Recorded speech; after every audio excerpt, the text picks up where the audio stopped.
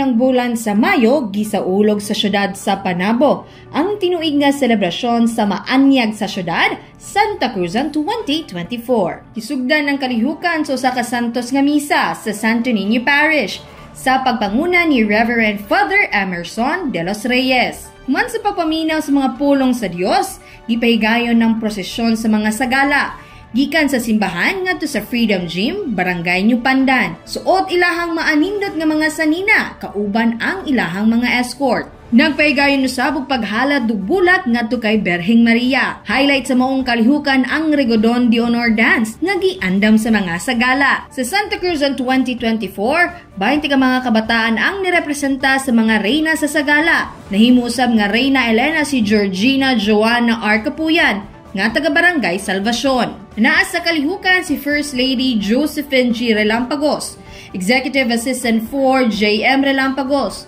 Executive Assistant 3 John R. Capuyan, City Information Officer Michael Angelo Rosueño, SK Federation President Honorable Julian Angel V. Capuyan, mga empleyado sa lokal nga panggamhanan, SK Chairpersons, Barangay Council of Women, ug Men and Women in Uniform. Kauban sa kamera si Francis Paculanang, Richard Ligtas ug Louie Panagsagan.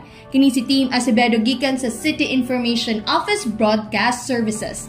Alang sa Frontline News Panabo, importante, informed.